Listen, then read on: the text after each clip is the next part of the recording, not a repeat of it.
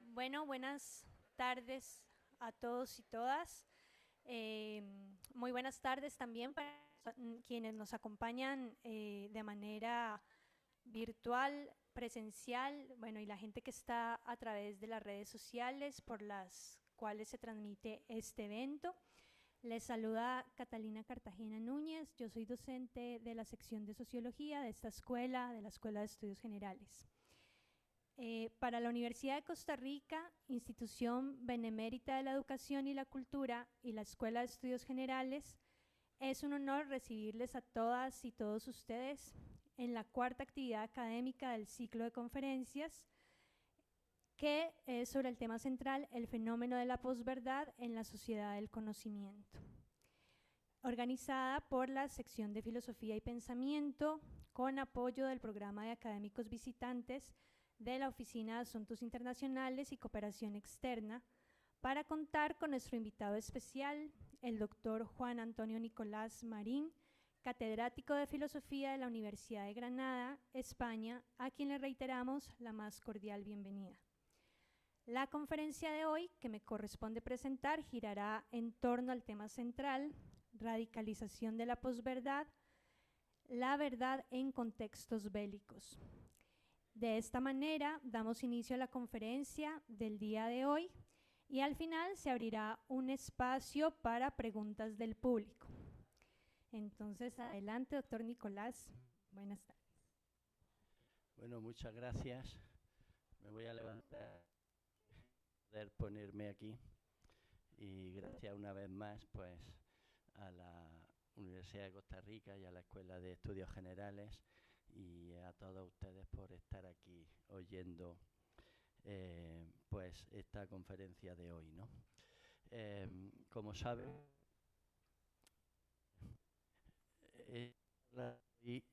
forma parte de un ciclo, de una serie que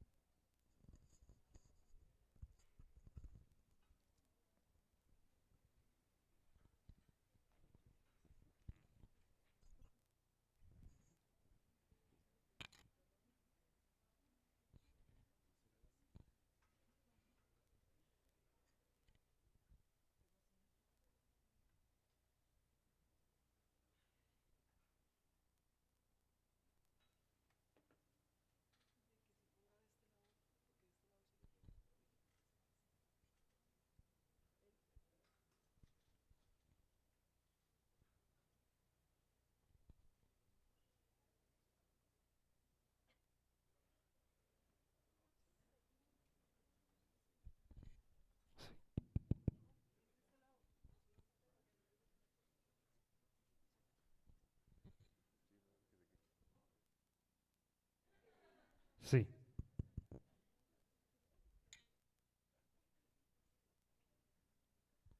Gracias. Ahora sí. Son los inconvenientes del directo.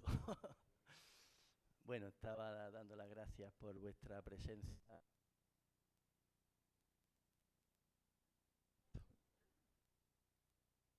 No funciona. Aló, sí, uno, dos, sí. Probando, sí, uno, dos. Sigue, ahora sí se oye. No, no, no quiero.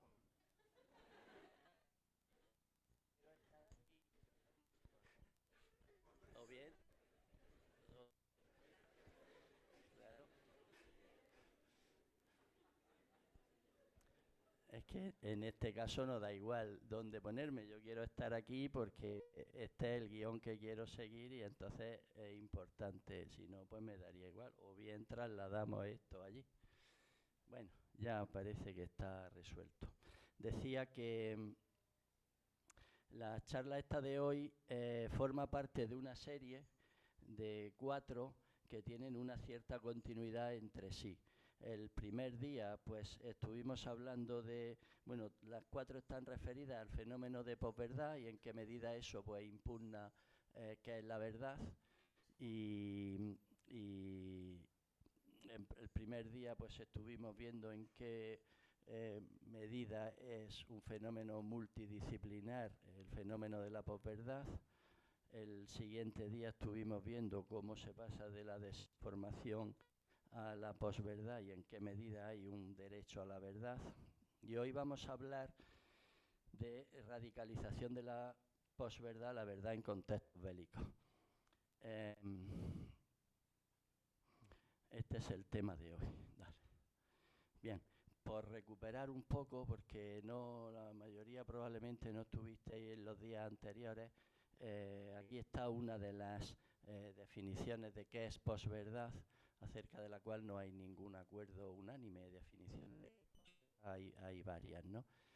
Pero las más difundidas, que es de Wikipedia, y pues lo que dice posverdad o mentira emotiva es un neologismo que describe la distorsión deliberada de una realidad con el fin de crear y modelar la opinión pública e influir en las actitudes sociales, en la que los hechos objetivos tienen menos influencia a las apelaciones, a las emociones y a las creencias personales. Bueno, fundamentalmente lo que viene a decir aquí es que posverdad es, digamos, la puesta en cuestión del valor normativo que tiene la verdad.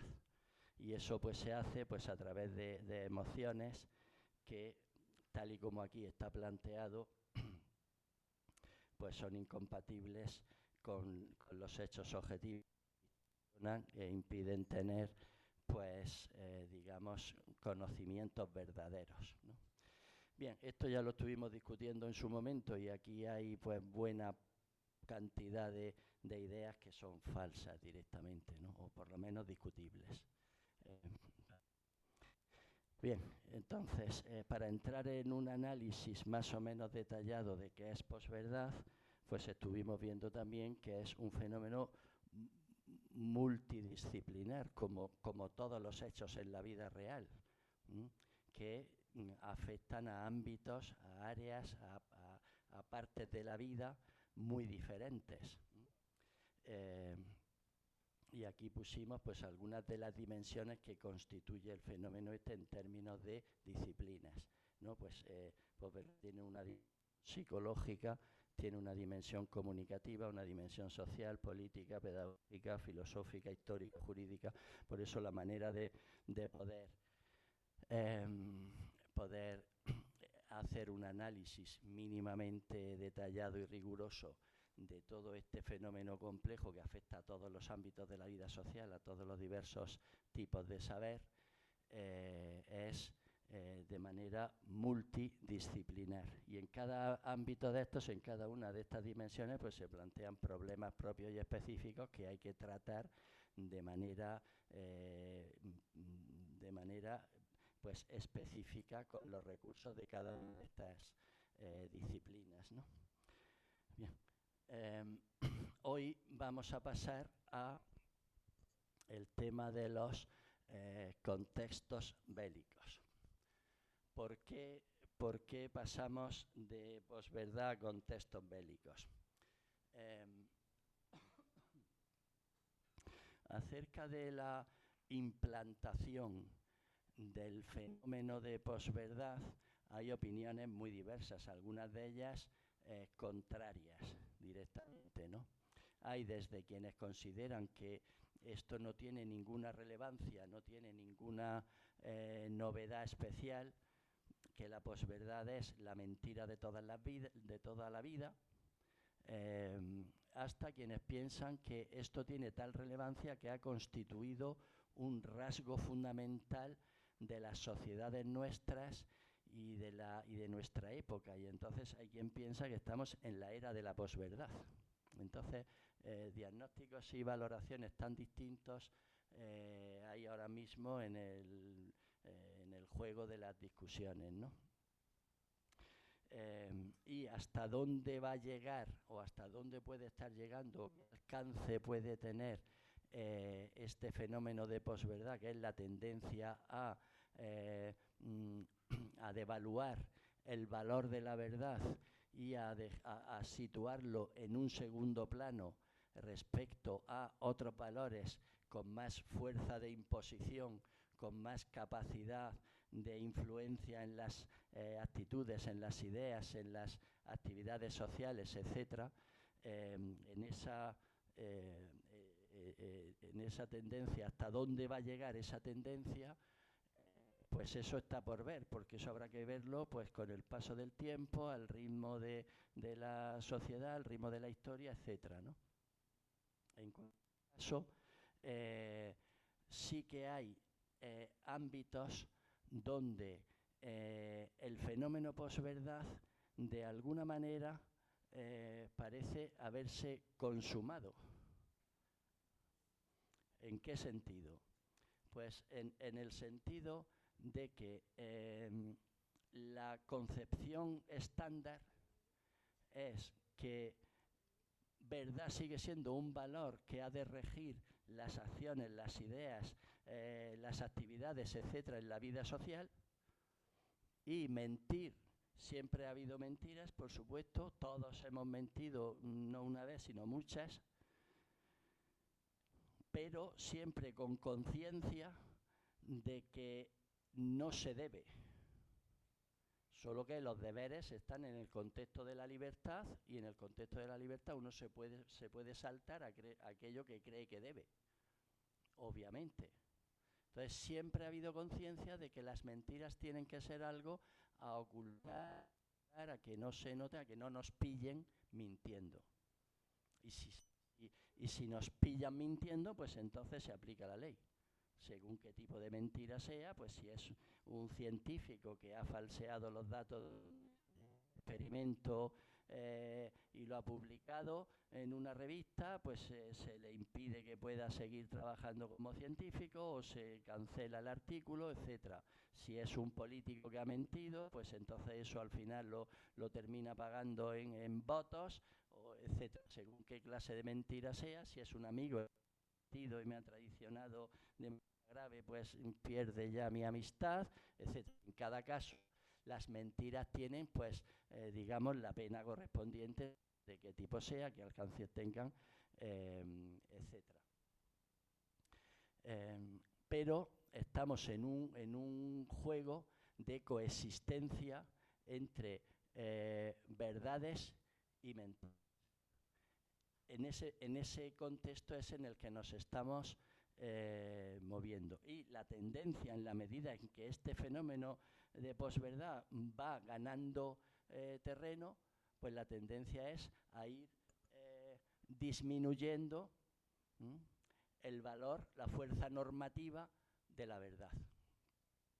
Pero estamos en una dialéctica ahora mismo entre verdades y mentiras.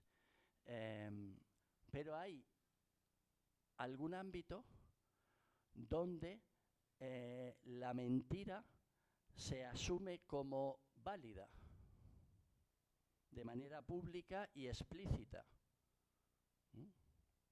Y ese ámbito es la guerra. En una guerra, a nadie se le ocurre, a ningún ejército, a ningún jefe de ningún ejército, se le ocurre acusar al ejército contrario de haber emitido información falsa y por lo tanto haberlos engañado. No se le ocurre. ¿Por qué? Pues porque está asumido que en contextos de guerra, en contextos bélicos, se puede mentir. Y eso solo ocurre en el contexto de la guerra, pero no en los contextos normales. Aquí no podríamos aceptar que yo estuviera ahora aquí diciendo mentiras una detrás de otra. Eso sería inaceptable. En cambio, en un contexto de guerra, la mentira se considera un arma más, un ingrediente más que forma parte de todo el conjunto que es una guerra. Ahora analizaremos eso un poquito. Pero, digamos, en un contexto de guerra se puede mentir sin que sea objeto de reproche. ¿Por qué? Pues porque la conciencia pública en las sociedades asume que en la guerra se puede mentir. No solo se puede mentir, sino que quien mejor miente tiene mucho adelantado para ganar la guerra. Claro, eso es un contexto de dinámica de la verdad muy diferente de los contextos habituales. donde sí que la mentira tiene un cierto reproche del tipo que sea. En la guerra no, en la guerra se asume pues que se puede emitir informaciones falsas, además conscientemente, es decir, con el objetivo de engañar al enemigo. Con lo cual, la dinámica de la verdad y la dialéctica entre verdad y mentira en la guerra es distinta del resto de contextos. Y no solo es distinta, sino que se ha consumado, por decirlo así, la tendencia que representa la posverdad.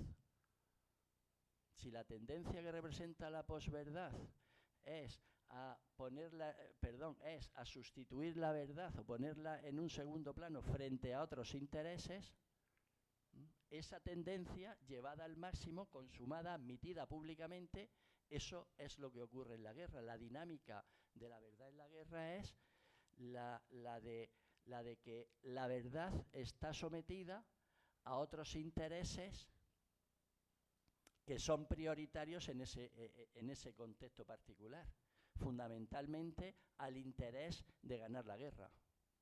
Y entonces, en función de ese interés, pues está subordinada la verdad. Y por eso se puede mentir sin que eso sea algo reprochable, digamos.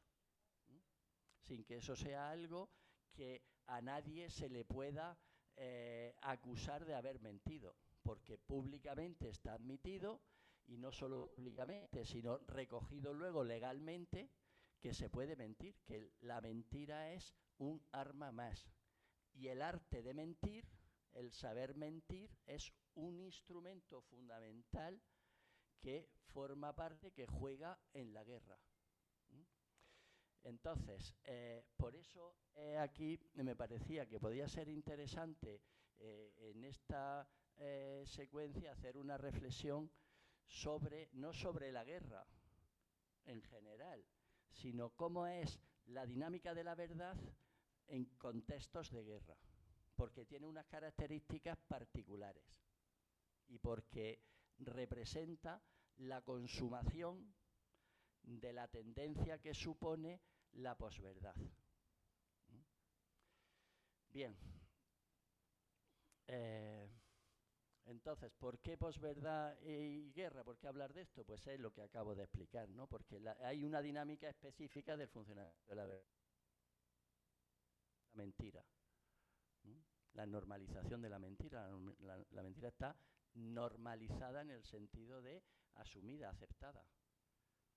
Y nadie, ningún ejército acusa al otro de haber mentido, de haber emitido informaciones falsas, porque ya las dos partes saben que están mintiendo, que pueden mentir y que eso forma parte del juego de la guerra, ¿no?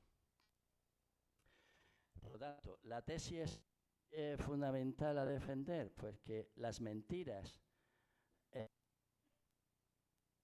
distorsiones que implica la actitud posverdadera, se han convertido en un instrumento especialmente valioso para la racionalidad estratégica que rige en los conflictos militares. La guerra, de entrada, desde el punto de vista, supone un ejercicio, una de las manifestaciones de lo que es la racionalidad estratégica. ¿Qué es la racionalidad estratégica? Pues es un modelo de racionalidad reduccionista, ¿no?, en el cual la actividad consiste solamente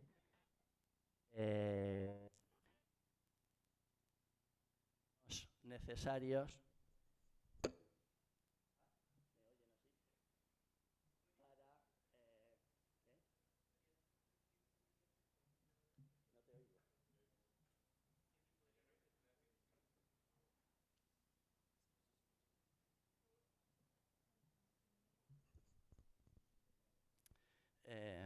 no, la racionalidad estratégica, pues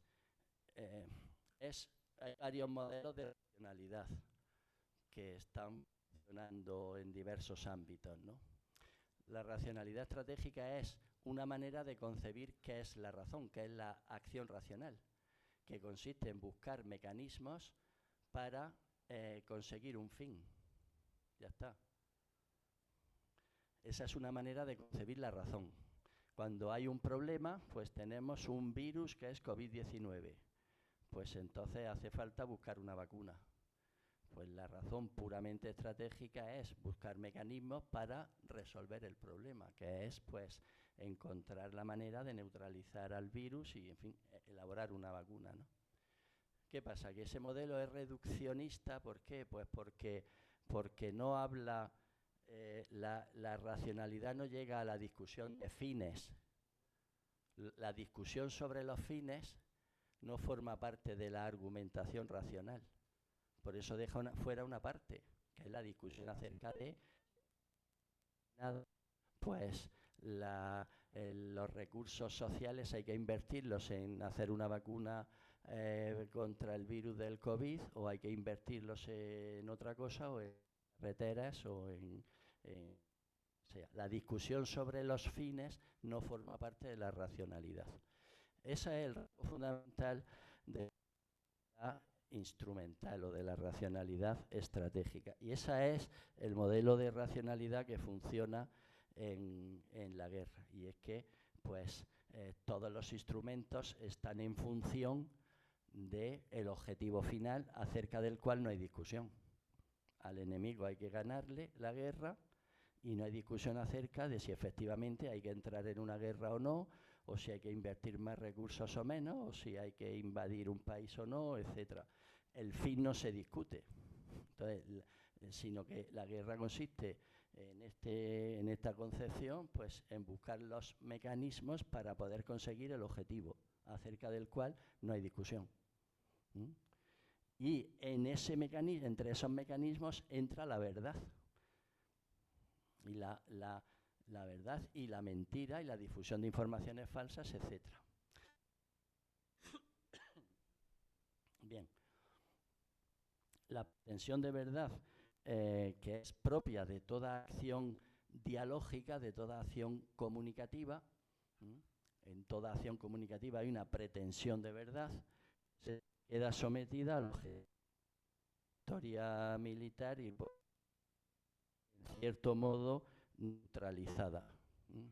En cierto modo, porque no desaparece la pretensión de verdad, solo que, ahora veremos, ocupa un lugar especial y específico. Pero de entrada queda sometida al objetivo principal, que es ganar la guerra, ganar la batalla o lo que sea, ¿no? Y en función de eso, pues está, digamos, admitido la mentira.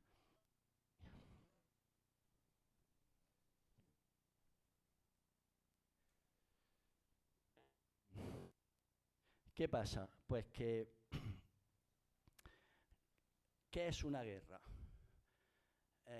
La teoría de la guerra ha cambiado como cambia todo, porque eso tiene carácter histórico y por lo tanto va evolucionando, y no se entiende por guerra lo mismo en el siglo X que en el siglo XIX, que a estas alturas del siglo XXI. ¿Qué es una guerra? Y en ese sentido la teoría de la guerra va evolucionando. Y claro, ¿qué se entiende?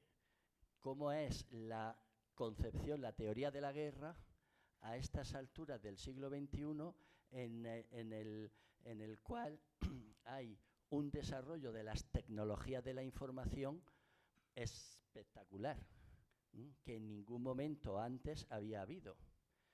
Esa capacidad de generación y de difusión de información afecta también a un ámbito donde la difusión de la información falsa es clave. Toda la capacidad tecnológica de generación y de difusión de información se ha multiplicado de manera espectacular. Y por lo tanto eso afecta también a cómo funciona eso en la guerra, la difusión de información. ¿Cómo afecta fundamentalmente entonces teoría de la guerra? Pues he elaborado la noción de lo que se llama guerra híbrida. ¿Mm? Híbrida quiere decir que tiene pues varios componentes, ¿no?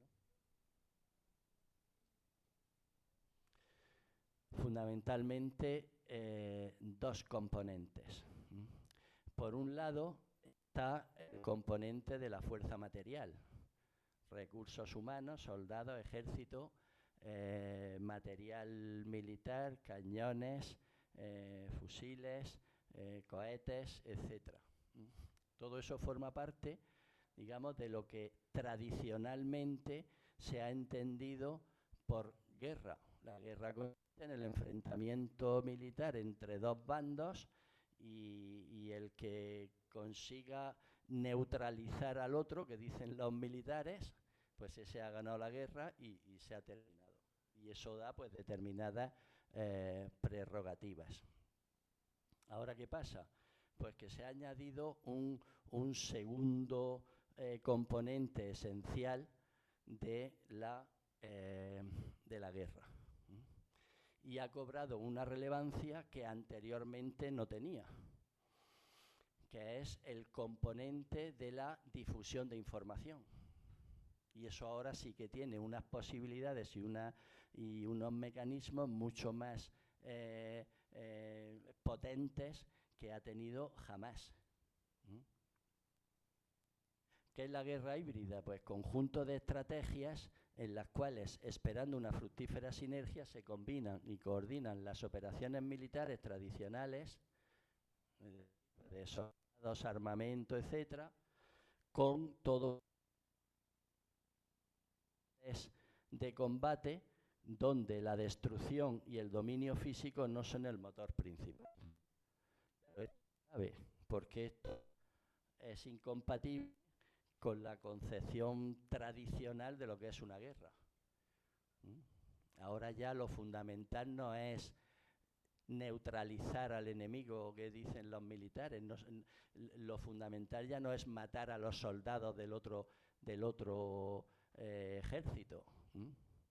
Ya no se trata de eso fundamentalmente, eso puede intervenir en diversos grados, pero ya eso no es fundamental, sino que hay dos conjuntos de elementos que son constitutivos, estructurales de lo que es una guerra ahora mismo, y que los dos contribuyen de manera decisiva, pero en diverso grado, a conseguir el objetivo de ganar la guerra. Entonces aparece la noción de guerra cognitiva. La noción de guerra cognitiva, que es un componente de la guerra híbrida, es decir, de lo que se entiende ahora mismo por guerra en teoría de la guerra, ¿no? ¿Qué es la guerra cognitiva? Pues un nuevo frente de batalla añadido a nacionales, tierra, mar y aire, y a ambientes, espacio y ciberespacio, que es la dimensión a la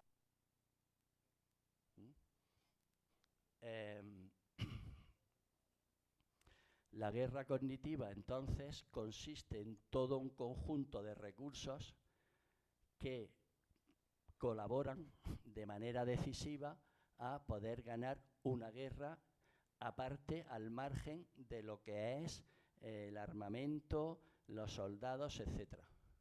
Es decir, al margen de lo que es la violencia física. Y ese elemento de la guerra es fundamental, y por eso esta concepción de la guerra es diferente de la concepción tradicional de lo que es una guerra. Buena parte de la guerra se juega en cuestiones que no tienen nada que ver con la violencia física. Por eso aquí hay una transformación teórica de lo que es una guerra. Elementos de los que guerra cognitiva, las sanciones económicas, los campañas de y de desinformación a través de el ejemplo de Crimea fue muy significativo. La península de Crimea, ya sabéis que está en el Mar Negro, en el sur de Rusia. 2014 creo que fue, pues Putin de pronto plantea un referéndum, saca el 95% de los votos favorables y se anexiona Crimea. Así, sin más. ¿Qué pasó ahí?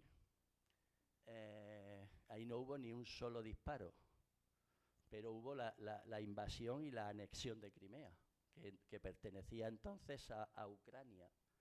Como esa operación le salió bien, pues entonces siguió adelante con Ucrania. Pero, ¿qué pasó en Crimea? Pues que antes de lo que fue el referéndum y la anexión de hecho, había habido toda una campaña de desinformación, es decir, con granjas de bots, durante varios años, de bombardeo a la población, de difusión de falsedades en la línea, con el objetivo de desacreditar al gobierno ucraniano, al que entonces pertenecía Crimea, desacreditarlo, hacerle quedar mal, prestigiar al gobierno de Rusia, prometer, por supuesto, que Crimea estaría mucho mejor con Rusia de lo que está con Ucrania. Ucrania era una amenaza porque era un foco de nazismo, etcétera. Y eso durante años mantenido y con bombardeo a la población por las diversas vías de redes sociales, de televisiones, de radios y demás. ¿Qué pasa? Que eso consiguió crear un estado de opinión en la población de Crimea, que cuando toda esa campaña ya estaba bien consolidada y bien ejecutada, pues convocaron un referéndum y el 95% de la población votó a favor de salirse, dejar de formar parte de Ucrania y unirse a Rusia. Inmediatamente Putin hizo un decreto oficial de anexión de Crimea a Rusia, y así es como está ahora mismo. ¿Qué pasa? Pues que eso fue una batalla en la que el agresor ganó, consiguió el objetivo, que era invadir Crimea, la península de Crimea, y anexionársela a Rusia. Ganó la guerra y se la anexionó y tuvo éxito en el objetivo que quería. Pero ahí no hubo ni un solo tiro. Ahí nadie disparó, más que cuando ya estaba después del referéndum, pues el ejército ruso se implantó en Ucrania y allí está, en Crimea, y allí siguen. Ya está, ganaron una guerra sin ninguna violencia física. Bueno, ese es un caso extremo, digamos. No todas las guerras son así. La que ahora tienen en Ucrania y otras que hay, otras muchas que hay por el mundo, pues tienen más componentes violentos, etcétera, ¿no? Y además el componente de violencia no puede desaparecer porque es un grandísimo negocio comercial. Pero esto quiere decir que ahora mismo las guerras ya no son lo que eran, digamos, tradicionalmente, por decirlo así, sino que tienen un componente que no es violento, que no es de agresión física, que no es de matar a nadie, pero que es decisivo a la hora de poder ganar la guerra. Y el caso, pues es un caso, digamos, extremo. En ese contexto de la guerra de la anexión de Crimea y en otros, por supuesto, ahí nadie planteó que es que estaban mintiendo, porque la campaña estaba bien hecha y por eso tuvo éxito, claro. Y por eso en las guerras pues se acepta los objetivos que se mediante el uso de la mentira. ¿Cuáles son los objetivos de cuando se difunden informaciones falsas que contribuyen a ganar una guerra? y he puesto 4.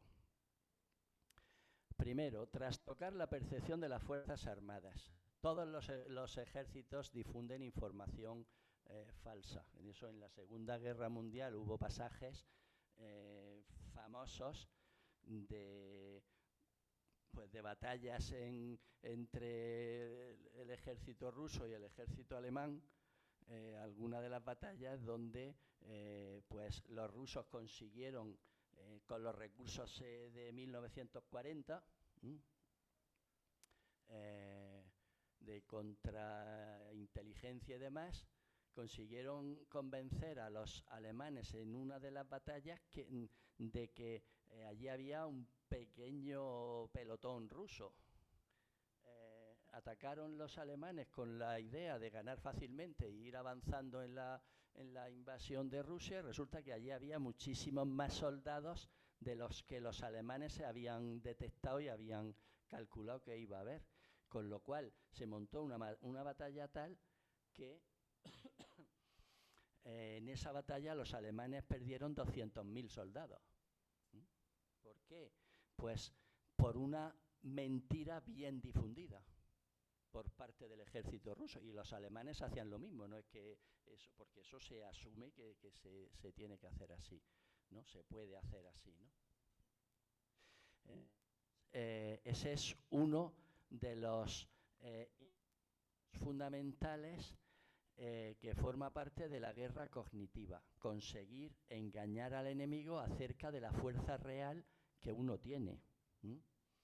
El propio ejército, en el sentido de convencerlo de que tienen menos de lo que realmente tienen para poder ganar, por ejemplo, en la batalla esta en la Segunda Guerra Mundial, o lo contrario, hacerle creer que tiene muchos más recursos de los que realmente tiene para que no se atrevan a atacar, etcétera.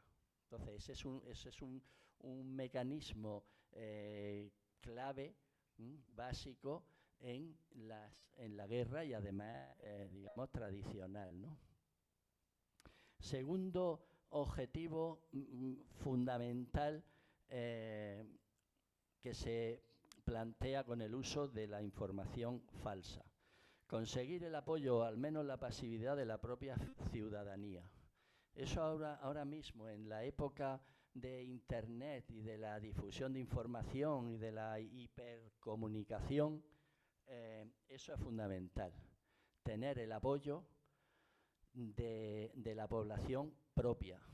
Y para eso hace falta convencer a la propia población de que la guerra de alguna manera está justificada, o bien porque nos ha atacado el ejército enemigo y entonces tenemos que defendernos, o bien porque hay un peligro inminente de una agresión, o bien porque es que hay informaciones como en la guerra de Irak, de armamento de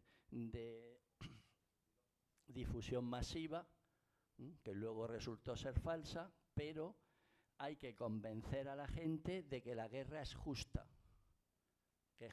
porque eso hace que la sociedad del propio ejército se ponga a favor, de alguna manera entienda que aunque la guerra es un mal, pero eso es un mal menor, pero es justa, está de alguna manera justificada, si no se hace la guerra sería todavía peor, etcétera. Entonces, en ese sentido, pues hay campañas internas, es decir, dirigidas a la población del propio ejército, para que la población esté convencida de que no hay más remedio que ir a la guerra.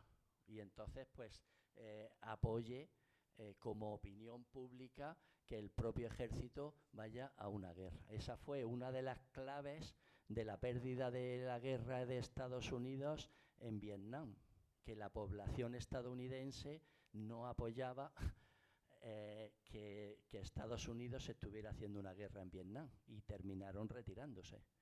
Y el ejército de Estados Unidos era bastante más potente que el de Vietnam, obviamente, en términos de número de soldados, de equipamiento, de armamento y de todo. En todos los sentidos era mucho más potente el ejército de Estados Unidos y no ganaron la guerra, se tuvieron que retirar porque la opinión pública estaba en contra de que Estados, en gran parte, claro, no era nunca estas cosas son por unanimidad, ¿no? Pero una buena parte de la opinión pública norteamericana estaba en contra de la guerra de Vietnam, vamos, de que el ejército norteamericano estuviera en Vietnam haciendo una guerra, ¿no? Entonces, este elemento es clave también para poder ganar una guerra. En tercer lugar, otro de los objetivos con la información distorsionada es inspirar desconfianza, odio u otros sentimientos manipulables entre la población de la comunidad tomada como adversario. Y eso se hace pues, mediante instituciones y avivar conflictos sociales internos. Eso ahora en la guerra de Ucrania pues se está viendo muy claramente cómo desde las granjas de bots del gobierno ruso están haciendo campañas de difamación o campañas de difusión de información acerca del gobierno ucraniano en el sentido de que el gobierno ucraniano es de ideología neonazi, el ejército ucraniano es neonazi, Ucrania es un foco de nazismo y entonces eso pues claro hace por un lado que se justifique de alguna manera que el ejército ruso intente de alguna manera controlar y si puede ser eliminar ese foco de nazismo disfrazado claro, por el bien de la humanidad no conviene que el nazismo se difunda, eso por un lado, pero por otro lado eso está dirigido también a la población ucraniana, es decir, vuestro gobierno es un foco de nazismo, con lo cual pues eso está destinado a crear división y a aumentar lo más posible los conflictos dentro de la propia sociedad ucraniana para desacreditar al propio gobierno y por lo tanto tener ventaja en el sentido de que al gobierno y al ejército ucraniano no lo respalda su propia opinión pública. En ese es elemento vez también que se consiguen con el uso de informaciones falsas. Y otro que es influir en la opinión pública de la comunidad internacional. Ahí, pues bueno, hay ejemplos múltiples, ¿no? Pero hay una gran batalla por el control de la opinión pública internacional. ¿Por qué? Pues porque si se consigue convencer a la mayoría de las poblaciones de los países relevantes en cada conflicto de una determinada interpretación de lo que está ocurriendo, pues se tiene también mucho ganado a la hora de poder ganar la guerra. En el conflicto de hace 2 días entre Hamás e Israel, pues no da igual que la opinión pública norteamericana, europea, latinoamericana o asiática estén convencidos de que lo que allí ha ocurrido es pues que un grupo de terroristas ha hecho un ataque por sorpresa y con cohetes contra una sociedad y contra civiles y demás. Ha matado 500, creo que hubo muertos, y han secuestrado a otros cuantos y demás. No da lo mismo entender que lo que ha ocurrido ha sido eso, que entender que eso es la reacción lógica y normal de un pueblo que lleva machacado durante décadas con el consentimiento y el apoyo de la comunidad internacional.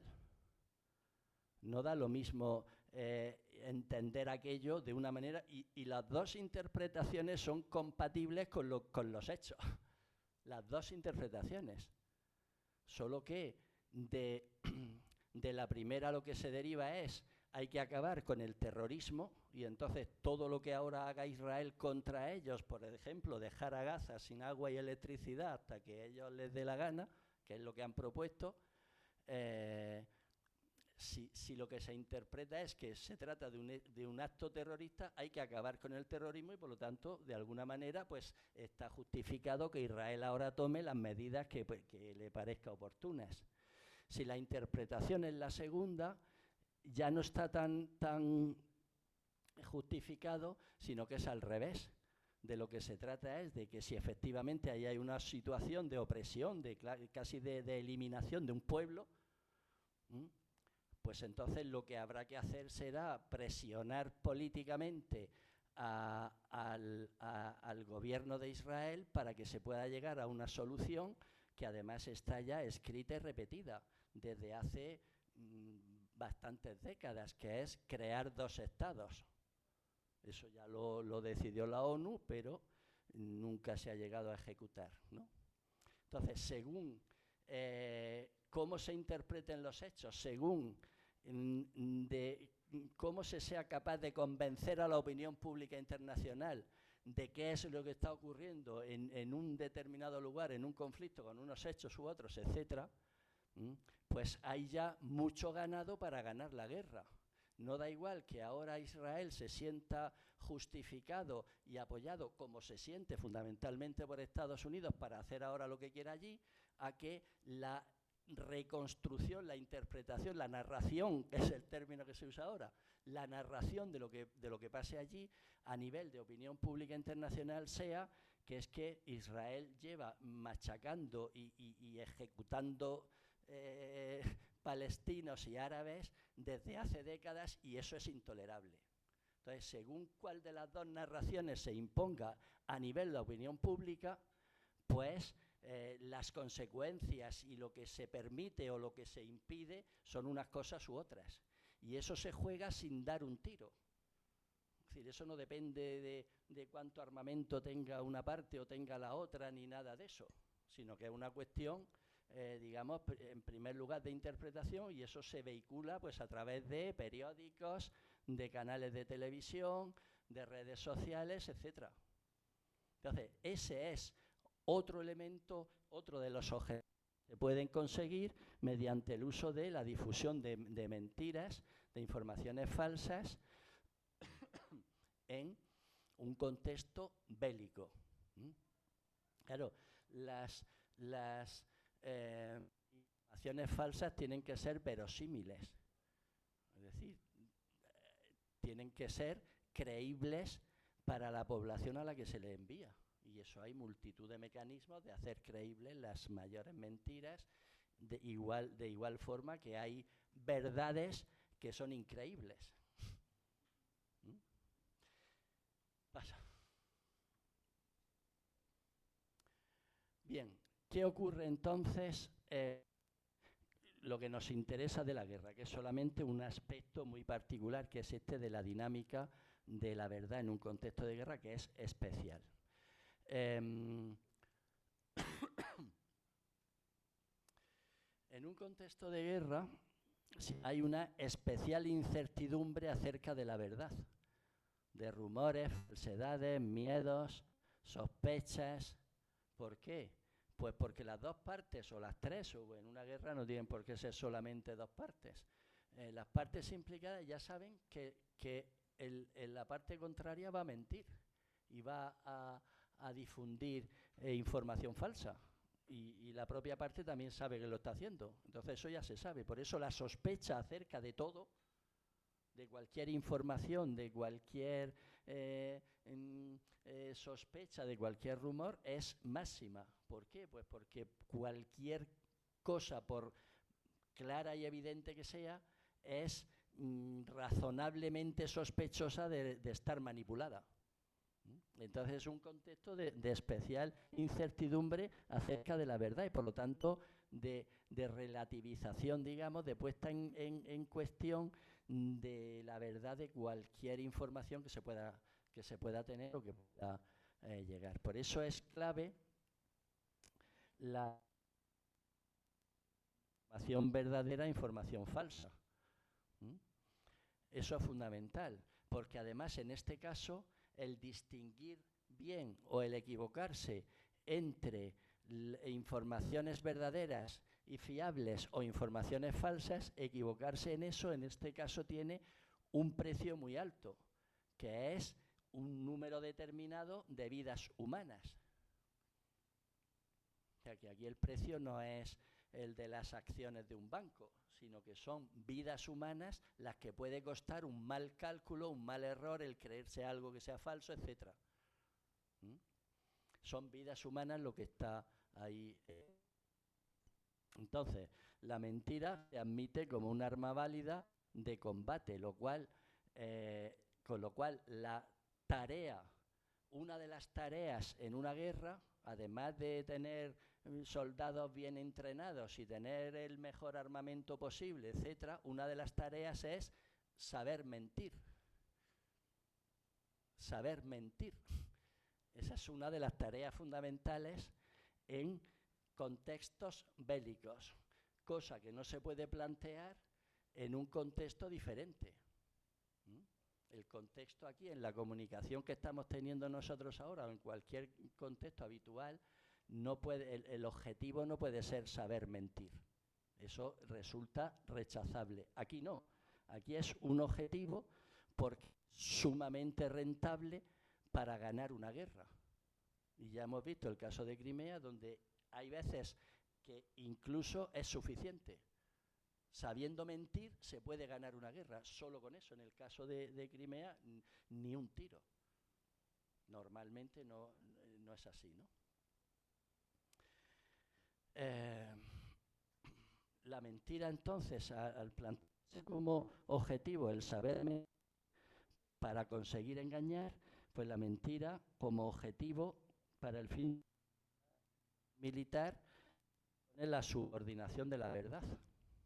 Ahí está asumida y admitida que no hay por qué difundir información verdadera. Se puede engañar. Está así asumido en la conciencia pública. Ahora bien, lo que he dicho hasta ahora es solamente una parte de la verdad, digamos, o una parte de lo que ocurre. ¿Por qué? Pues porque subordinación a la mentira tiene lugar solamente en un determinado nivel de acción racional, que es el nivel de decir, bueno, vamos a ver cómo elaboramos campañas cómo formulamos las informaciones, cómo las difundimos, a quién se las hacemos llegar, por qué mecanismos, etcétera. Hay que hacerlo bien para que resulte creíble y tenga su efecto, que es de lo que se trata, ¿no? En ese nivel, efectivamente, la verdad está subordinada a la mentira, pero hay otro nivel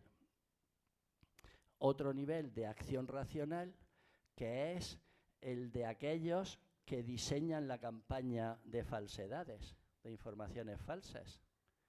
Los que diseñan las campañas de informaciones, los que dan las órdenes para decir vamos a hacer ahora una campaña de difamación del gobierno ucraniano, por ejemplo, o de lo que sea, los que dan la orden, los que piensan que eso es bueno, que puede ser eficaz, los que la ejecutan en el sentido de planificar bien qué hay que hacer y demás, ese grupo, digamos, ese nivel de acción racional está al margen, tiene que estar al margen estructuralmente del discurso post-verdadero.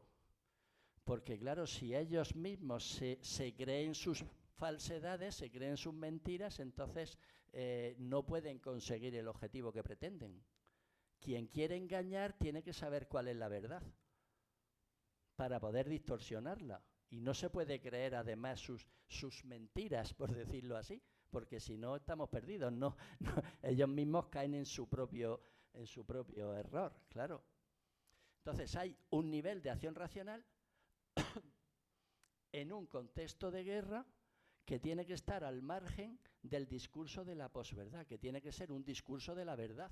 Es decir, cuando yo hago una campaña para hacer creer que mi ejército tiene 1.000.000 de soldados y en realidad tiene 200.000, cuando yo hago una campaña para eso, yo tengo que saber que realmente la verdad es que tengo 200.000 para calcular bien qué es lo que puedo hacer y qué es lo que no, y en qué cosas me puedo meter y en cuáles no. Yo no me puedo creer mi propia mentira, porque entonces consigo lo contrario de lo que pretendo. Con lo cual quiere decir que en un contexto de guerra funciona un nivel de desinformación, de discurso de posverdadero, por decirlo así, de difusión de informaciones falsas que se asume como lícito, como válido, como legal en todas las guerras, pero eso tiene que coexistir con un nivel de racionalidad en el cual ese discurso posverdadero no funcione. En ese nivel, entre quienes planifican y ejecutan las campañas de desinformación, en ese nivel, ahí no puede funcionar el mismo discurso posverdadero que ellos están difundiendo, porque si no se engañan a sí mismos. Y eso es pura tontuna. Y quienes elaboran y llevan a cabo estas campañas no son precisamente tontos, o sea que son pues gente inteligente. De tal manera, en ese otro nivel es el que hace ese discurso verdadero, que sabe cuál es la verdad de la situación de la guerra, del ejército propio, etcétera, y que piensa que hay que hacer una campaña de desinformación o de distorsión de la verdad y difundirla en ese nivel. Esa es la condición de posibilidad de un discurso posverdadero, de difusión de falsedades, de medias verdades, de insinuaciones, etcétera, para hacer creer cosas que no son verdad, ¿no? Por lo tanto, incluso en este contexto de guerra, la verdad sigue siendo una condición de posibilidad de la posverdad, incluso ahí. Aunque en ese segundo nivel se admita públicamente el uso de la verdad como un arma más, perdón, de la mentira como un arma más de guerra. Y por eso ponía aquí que la verdad de los contextos bélicos tiene una doble lógica. La lógica del discurso posverdadero, que lo que pretende es plantear hechos, informaciones, etcétera, falseadas en algún sentido, y la lógica del discurso verdadero, que es la del que dirige la campaña, la del que dirige la guerra, etcétera, que ese no puede formar parte de su propio discurso, no puede creerse sus propias mentiras, ¿no? Por tanto, hay una doble lógica. Paso. Bien. Un rayo de esperanza, para no terminar esto en términos, en plan de que estamos condenados a la mentira. Incluso en el contexto de la guerra, que es en el que estamos hablando hoy.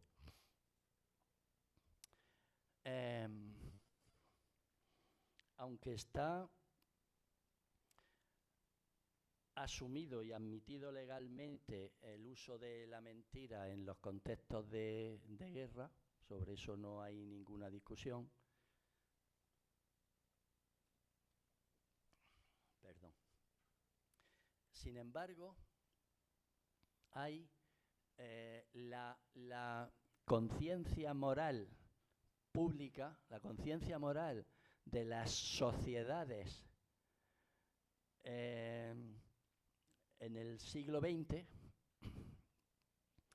ha llegado a un grado de formulación explícita en términos legales, positivos, de leyes, de límites de la acción y de la difusión de mentiras en los mismos contextos de guerra.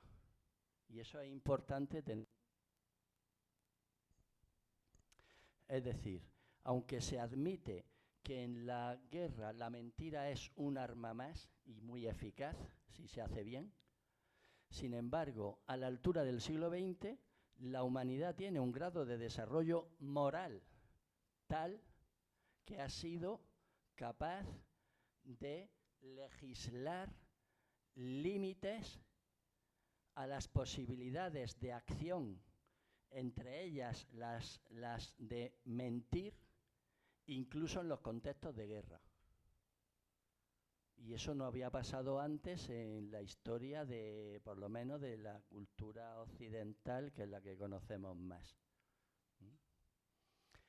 Dicho de otra manera,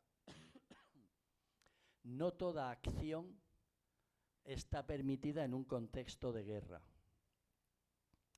Por ejemplo, no se puede dejar a los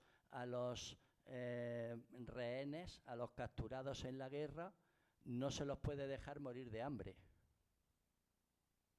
Eso está prohibido, aunque sea en plena guerra. A los rehenes, a los que se coge como cautivos en una guerra, pues no se les puede dejar morir de hambre, ni se los puede matar. Y eso está recogido legalmente. Y esa legalidad tiene vigencia porque ha sido firmada por todos los países del mundo, o prácticamente todos. Es decir, todos los países se han puesto de acuerdo, han asumido, han aceptado, han firmado un convenio de carácter internacional de atenerse a esa normativa acordada por todos los países. Y esos fueron los acuerdos de Ginebra de 1949. Luego hubo una ampliación en el 71. Es decir, no se puede actuar de cualquier manera, ni siquiera en una guerra. Hay que actuar, incluso en la guerra, humanamente. Ese es el nivel de la moralidad, del desarrollo moral de la humanidad en este momento. Es decir, la guerra no es la selva, por decirlo así. No es la carencia de normas y cada uno hace lo que puede y con el objetivo de ganar la guerra y ya está. Sino que las guerras están legalmente reguladas y hay cosas que no se pueden hacer ni siquiera en una guerra. Por supuesto, como todo acuerdo acerca de la acción humana, están en un contexto de libertad, con lo cual quien quiera se puede saltar la norma que ha firmado. Obviamente, eso en todos los casos. Uno puede prometer que no va a fumar y a continuación ponerse a fumar. Uno se puede saltar su propio acuerdo porque las acciones humanas están siempre en un contexto de libertad y por lo tanto uno se las puede saltar cuando quiera. Solo que es fundamental que haya un acuerdo firmado y público. ¿Por qué? Pues porque si uno se salta un acuerdo firmado, se le puede exigir, se le puede acusar de haber saltado el acuerdo. Si ese acuerdo no existe, no se puede acusar a nadie de nada en relación con la acción que sea. Por eso es fundamental que, aunque se salte continuamente las leyes, es fundamental que haya una ley, porque es lo que permite poder exigir al que se la salta que no se la salte, aplicarle la ley en lo que sea. Por eso es fundamental, aunque la ley se pueda saltar continuamente, pero es fundamental y en este caso pues representa el grado de progreso moral de la humanidad a esta altura de mitad del siglo XX. Y eso antes no se había hecho. Bien, esa limitación de acción dentro incluso de la guerra no solo se limita a acciones de diverso tipo, por ejemplo, no poder matar a los rehenes, sino que también afecta a la verdad, que es a lo que íbamos aquí. También afecta a la verdad. Es decir, aunque hemos estado viendo que la mentira, la difusión de información falsa por todos los canales que ahora disponemos está permitida y públicamente y demás, pero también está limitada de manera, digamos, legalmente regulada. Es decir, no se puede mentir de cualquier manera. Hay mentiras que están prohibidas, que no se pueden aceptar dentro de la legislación públicamente firmada por todos los países del mundo. Hay mentiras que no se pueden asumir. ¿Cuáles? Pues aquí está el grafito de los Acuerdos de Ginebra que habla de eso. Queda prohibido matar, herir o capturar a un adversario valiéndose de medios pérfidos. Como el término es un poco raro, por eso he puesto aquí que es la perfidia, que es lo que se entiende exactamente por perfidia, por si alguien no lo sabe. Perfidia, deslealtad, traición o quebrantamiento de la fe debida. Ahora entenderéis lo que quiere decir eso. Entonces, queda prohibido matar, herir o capturar a un adversario valiéndose de medios pérfidos. Constituirán perfidia, es decir, ¿cuáles medios pérfidos? Los de a la lealtad, traición, etc. Constituirán los actos que, hablando a la buena fe de un adversario con interés de traicionarla, den a este que tiene derecho a protección o que está obligado a concederla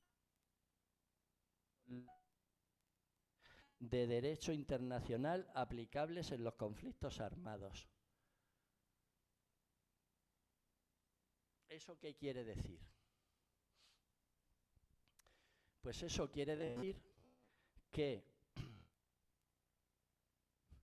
no se puede, por ejemplo, rendirse, un ejército se rinde, porque en ese caso a lo que está apelando es a que el otro ejército deje de agredirle, entonces el otro ejército respeta que el contrario se ha rendido, hemos ganado la batalla, la guerra o lo que sea, y ahora el ejército rendido, digamos, tiene derecho a una protección, por ejemplo, no se los puede matar, no se les puede torturar, no se les puede dejar que se mueran de hambre, etcétera, en virtud del reconocimiento que supone para el que ha ganado, digamos, el que el otro ejército se haya rendido, ¿no?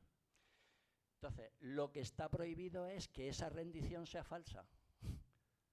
Es decir, nos rendimos, el otro ejército deja de estar prevenido y los protege, los respeta, digamos, y cuando los otros, el ejército ganador, digamos, está desarmado, por decirlo así, ya no está en la actitud de la guerra con el otro, entonces los que se han rendido le atacan.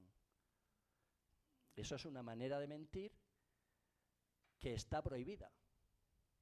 Eso no se puede hacer.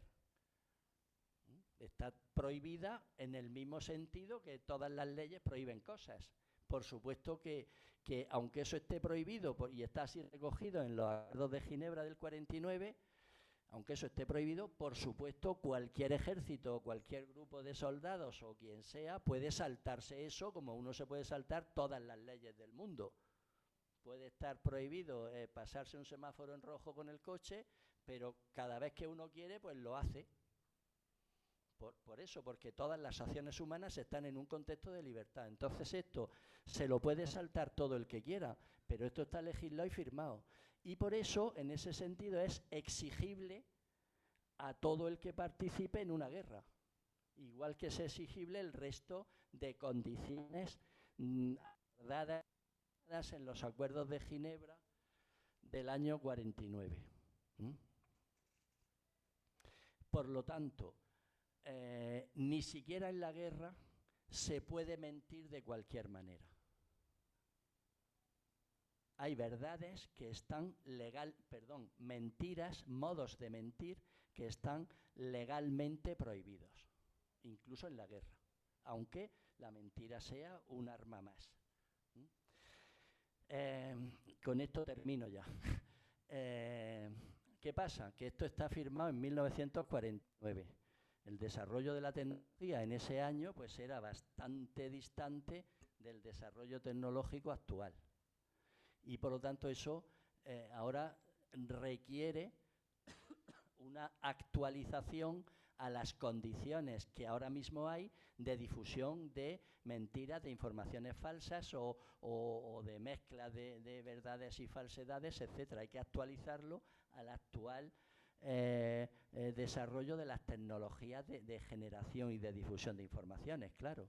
Y eso habría que hacerlo al menos en estos 4 sentidos. Primero, bueno, no se ha de usar la mentira, campaña de desinformación, para aterrorizar a los civiles. Eso está prohibido. Enviarles informaciones falsas, pues por ejemplo diciendo pues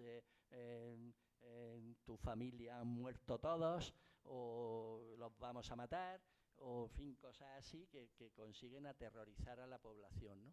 Esa clase de mentiras tendrían que estar explícitamente recogidas en el Acuerdo de Ginebra del 49, que luego hubo una en el 71, ¿no? El aterrorizar a los civiles pues debería de recogerse, porque eso es una posibilidad que ahora es mucho más fácil con los medios que hay de información y de comunicación, ¿no? También tendría que estar recogido el no utilizar las campañas de desinformación para tratar inhumanamente durante la guerra. Por ejemplo, pues torturar mediante informaciones, no solo ya arrancándole las uñas, sino pues mediante modos de información que son también tortura. Desatender sus objetos y bienestar durante las operaciones militares. No se puede aprovechar que hemos ganado la guerra para robarle a los vencidos todo lo que tengan, ¿no? Y tampoco se pueden utilizar las campañas de desinformación para promover violaciones del derecho internacional humanitario. Bien, esto sería pues algunos aspectos que habría que actualizar en esos acuerdos, teniendo en cuenta los medios de difusión y de generación de informaciones que ahora mismo hay, ¿no? Entonces, esto es, pues, digamos, una reflexión sobre la doble lógica de la verdad y sobre la dinámica de la verdad en contextos de guerra, que es muy especial, que es muy particular y donde está asumido públicamente que se puede mentir sin que eso tenga ningún reproche de ningún tipo, ¿no? Cambio. Y nada más, muchas gracias.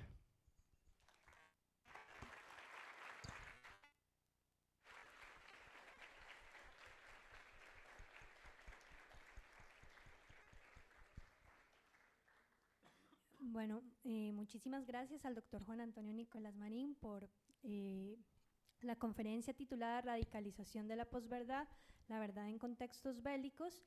Y ahora vamos a abrir un espacio para preguntas del público. Entonces, vamos a hacer una primera ronda de 2, 3 preguntas para que el doctor conteste y continuamos dependiendo de la cantidad de preguntas que tengamos.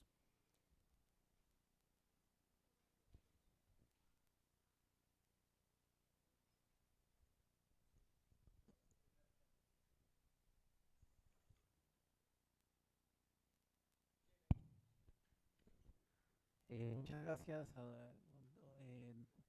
de nuevo, don Juan Antonio, por estar aquí de nuevo.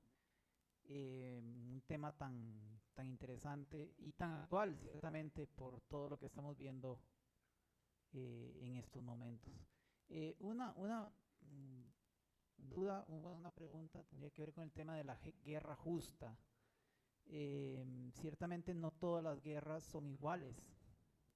No es lo mismo la guerra para un agresor que para un agredido. Y por eso no es casual que es muy común que los actores, los agresores, utilicen la mentira para decir que ellos en realidad no están agrediendo. El caso de, por ejemplo, de la invasión a Ucrania es muy claro. O sea, Rusia, la versión oficial siempre es que ellos se están defendiendo, ¿verdad? A pesar de que es claro y evidente que hubo una invasión de Rusia hacia Ucrania. Sin embargo, ellos plantean que es una guerra que se está defendiendo de la OTAN y de la expansión de la OTAN, etcétera, etcétera. Entonces es claro que ellos saben, tienen muy claro que no es lo mismo ser agresor que ser un agredido en ese sentido. Entonces la guerra, digamos, de defensa es una guerra justificable en ese sentido. El agredido tiene derecho a defenderse, ciertamente. Y creo que incluso los mismos pacifistas reconocen esto. El otro tema es el derecho internacional. O sea, usted ahora hablaba de la Convención de Ginebra y esto, pero el gran problema del derecho internacional es que se basa en la buena fe de los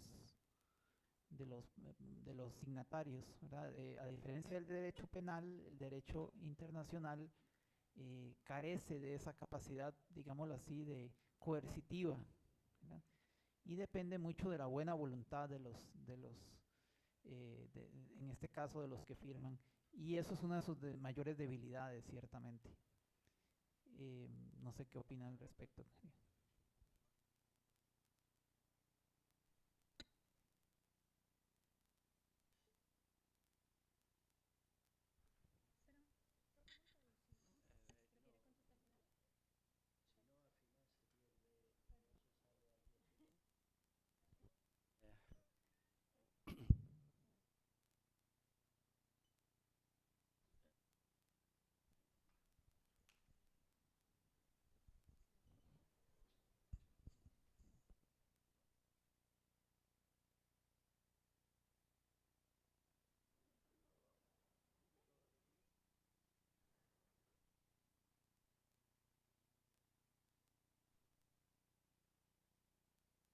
Hola, hola.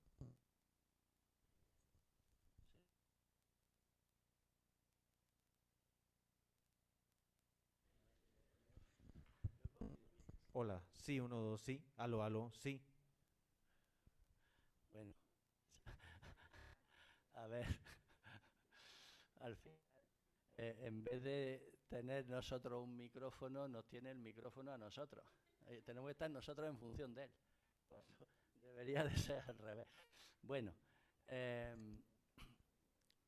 lo de la guerra justa. En algún momento al principio yo he dicho, bueno, yo no voy aquí a entrar en un análisis de lo que es la guerra. Es una cosa muy complicada, muy compleja y tiene muchísimos aspectos. Entonces, solo voy a hablar de una cuestión muy particular, un elemento que puede ser muy decisivo en la guerra, pero es un elemento. Entonces, en los aspectos morales de la guerra, yo no quería entrar hoy. Pero bueno, aclarado eso, pues efectivamente no da igual el punto de vista del agresor que el punto de vista del agredido.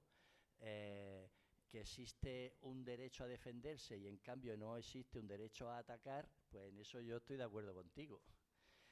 Solo que en relación con lo que aquí hoy se quería plantear, ¿qué es ser agresor? ¿Qué es ser agredido? Etcétera, depende de la narración que se consiga implantar en las sociedades. Porque eso hay veces que es claro y hay veces que no. En el caso de Putin contra Ucrania o de Rusia contra Ucrania, ahí el hecho de que el ejército ruso está en Ucrania es claro. Ahora, ¿cómo se interpreta eso? Porque ahí es donde se juega quién tiene razón en la guerra. En uno de los cursos de máster que yo he dado el año pasado, había una alumna rusa.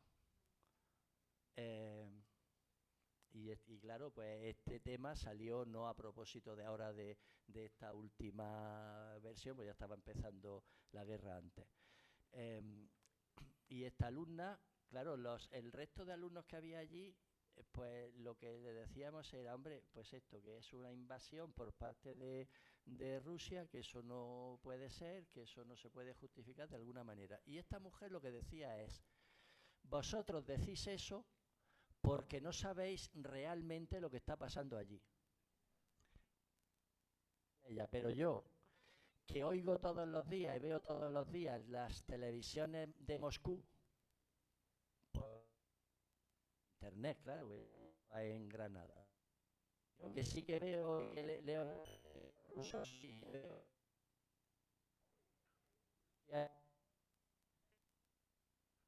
lo que realmente está pasando. Una campaña de desinformación.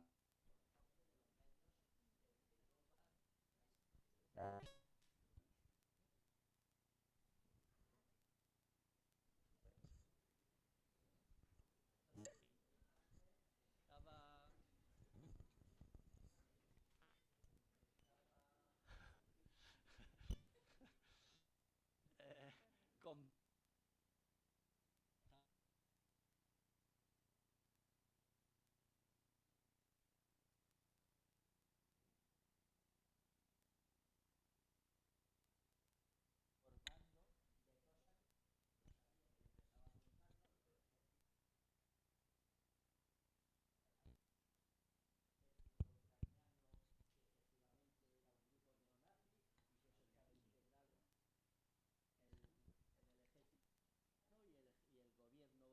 apoyaba eso, etcétera. Y entonces nos daba toda una reconstrucción de lo que allí estaba pasando, que era distinta de la que compartían los demás.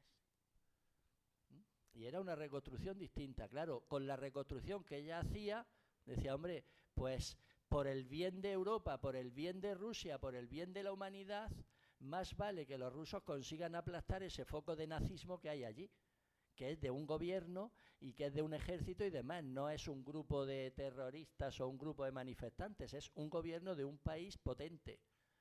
Y entonces, más vale que gane Rusia esa guerra. Eso es lo que se derivaba de la reconstrucción que ella hacía, cosa que los demás no compartíamos. ¿Por qué? Pues porque tenemos otra clase de informaciones, y de historia, y de juicios, y de, en fin, de todo, ¿no? Bueno, quiero decir que efectivamente el derecho a defenderse existe, pero en este contexto de difusión masiva de informaciones verdaderas, falsas, semiverdaderas, semifalsas y demás, pues no está tan claro ni quién tiene derecho a defenderse, ni quién tiene derecho a atacar, ni en qué condiciones, ni por qué motivos, etcétera. Eso no está tan claro, porque las informaciones no son fiables y siempre hay interpretaciones diversas por parte de los bandos contrarios, claro. Pero eso, mientras que en términos de 1940, pues a donde se podía llegar era a muy poca parte de la población, ahora mismo fácilmente y masivamente se puede llegar a toda la formación dando información, y a toda la población. Y todos dependemos de las informaciones que nos llegan, todos. No hay un medio de información que sea el que dice la verdad y los demás mienten.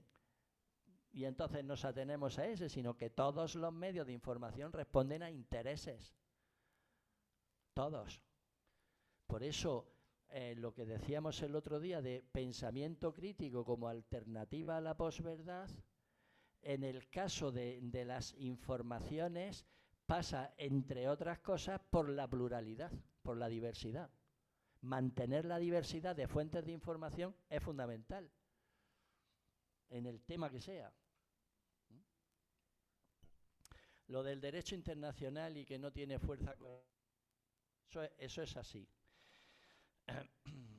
Pero, repito lo que he dicho hace un momento, no da igual que eso que está firmado y que depende de la buena voluntad esté efectivamente firmado y asumido públicamente por todos los países, a que eso no se hubiera hecho. No da igual. Porque eso es exigible a todos los países que se lo salten, solo que no lo es en términos punitivos. Y por lo tanto no lo es en términos penales, pero sí es exigible ante la opinión pública, sí es exigible desde el punto de vista moral. ¿Por qué? Pues porque está firmado aunque no tenga fuerza coercitiva. Y entonces, en ese sentido, no da igual que digamos, el grado de desarrollo moral de la sociedad en un momento determinado sea, es decir, estamos de acuerdo en eso que hemos firmado ahí, no da igual eso que no se pueda estar de acuerdo en eso. En el siglo VI antes de Cristo, nadie ponía ninguna demanda judicial en los sistemas judiciales que hubiera contra la esclavitud. ¿Por qué? Pues porque eso estaba asumido en la opinión pública colectiva de ese momento y por lo tanto no había ningún problema de esclavitud. Eso era pues lo que hay. ¿Qué pasa? Que si en el siglo VI antes de Cristo hubiera habido una ley firmada públicamente, aunque sea con carácter no coercitivo, hubiera sido exigible que se reformara la legalidad positiva, las leyes. Por lo tanto, yo creo que es importante que existan esos acuerdos porque muestran un determinado grado de desarrollo moral, aunque no tengan fuerza coercitiva. Hay otros modos de fuerza que no son penales.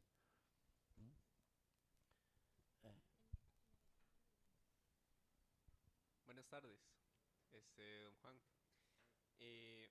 Respecto a los métodos de respuesta ante la desinformación que presentó en la presentación, ¿qué tanto se está inmerso ahorita ya en una guerra híbrida? O sea, lo digo por organismos que definen qué es desinformación y qué no es. Porque, como le digo, hay casos en los que se usa casi que los métodos del enemigo, entre comillas. Ciertos medios ya están, se puede decir, censurados de un lado y de otro. Se siente como que en algunas partes métodos que son parte de una guerra, como decía usted, de un contexto bélico, se están usando cuando no se está en guerra. Entonces es como, no sé, al menos yo lo he visto un poco contradictorio. ¿Acaso no puede, digamos, Occidente iniciar una guerra híbrida, al igual que se le atribuye, por ejemplo, al Triángulo del Mal? Creo que así le llamaba un presidente estadounidense. Es decir, cómo, o sea, estamos ya en ese contexto de guerra híbrida, donde además, que como mencionaba el otro persona que preguntó, de que hayan cambios respecto a esto de la guerra híbrida, a que, no sé, cambios geopolíticos, porque digo yo, no es lo mismo que los acuerdos se firmaran casi que al final de la Segunda Guerra Mundial o de la Primera Guerra Mundial, donde hubo claramente unos bandos ganadores y que ahora el mundo se está llenando, algunos lo llaman como nuevos contextos geopolíticos, algunos lo llaman regionalismo o así, otros lo llaman que es esto de que no hay un mundo unipolar. No sé si me explico la idea. ¿Cómo funciona eso si además cambia, como dice usted, cambia esa parte de la información, de la parte psiquis, no sé si se diría, del pensamiento respecto a los acuerdos? Es decir, en resumen, ¿cómo este nuevo contexto de que ya no es un mundo unipolar, o se dice que ya no es un mundo unipolar, o vamos hacia un contexto multipolar, afecta estos conceptos de guerra híbrida o de estos acuerdos, como decía usted, que hay que implementarle esos cambios? ¿Hasta qué punto si cambia también la percepción de qué es, digamos, de que lo de Occidente es lo que tiene que ser y así son las reglas? Pero ¿qué pasa si otros países que tienen mucha población y mucha fuerza geopolítica no lo ven de esa manera? Eso es más o menos mi pregunta. ¿Cómo afecta eso a esos acuerdos, a llegar a poder poner en práctica esas actualizaciones a los acuerdos, por ejemplo, sobre desinformación? Bueno, habiendo más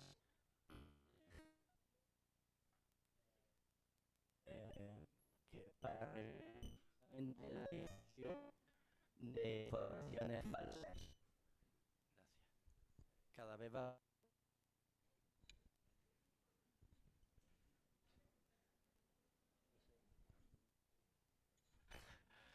habiendo más legislación al respecto de eso, ¿no? sobre todo en la Unión Europea, que es quien ahora mismo va más por delante en ese aspecto, ¿no? Y cada vez está más regulado condiciones en las cuales se puede difundir información. Y sobre eso hay ya casos de aplicación de leyes en la Unión Europea contra Twitter o contra Google por haber difundido informaciones falsas y han tenido que pagar millones de dólares, que por supuesto los recuperan inmediatamente con creces. Vamos, no es gran problema social, ¿no?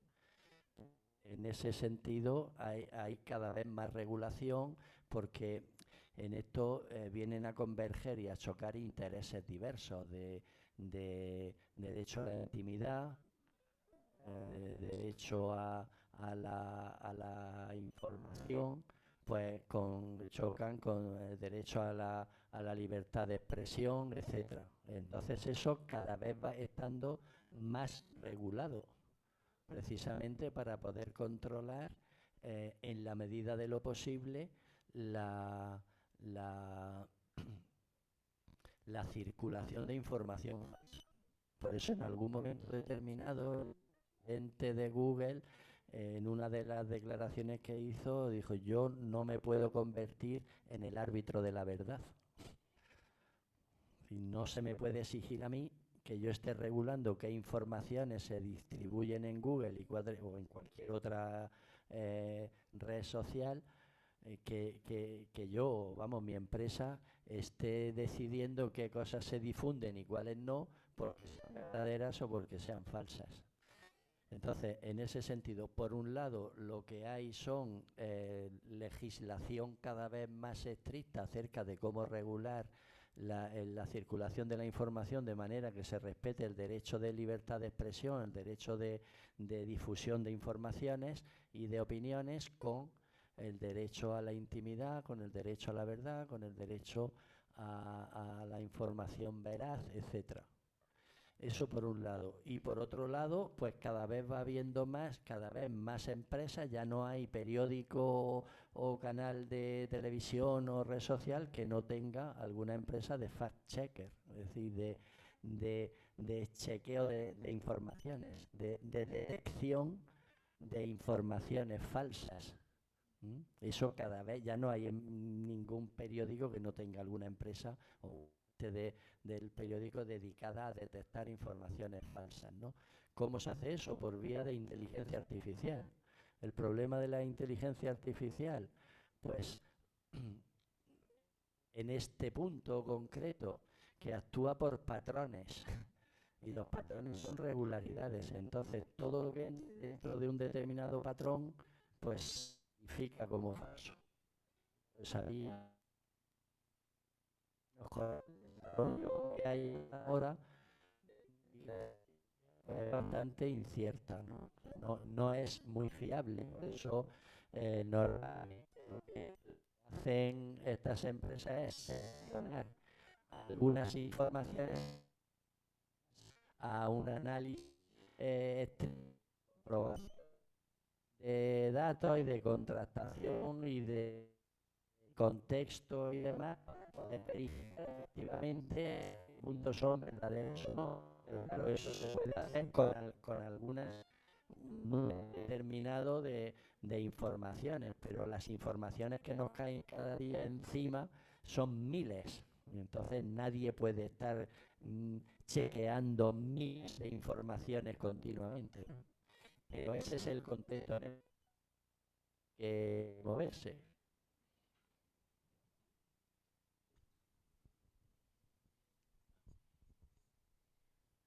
Bueno, así concluimos la conferencia de hoy. La Escuela de Estudios Generales agradece nuevamente al doctor Juan Antonio Nicolás Marín por su invaluable aporte y por abrir un espacio para la reflexión en el marco de este ciclo de conferencias sobre el fenómeno de la posverdad en la sociedad del conocimiento a lo largo de esta semana. A todas las personas que nos han acompañado, tanto de manera presencial como de manera virtual, muchísimas gracias por su participación Y les extendemos la cordial invitación de la sección de Filosofía y Pensamiento para la última actividad, que será mañana a las 9 de la mañana, la conferencia final titulada Alternativas ante la posverdad, un punto de vista filosófico. Se llevará mañana, como les digo, de manera presencial, aquí mismo en el Auditorio Abelardo Bonilla, y se transmitirá por las redes sociales de la Escuela de Estudios Generales. Tengan todos y todas muy buenas tardes.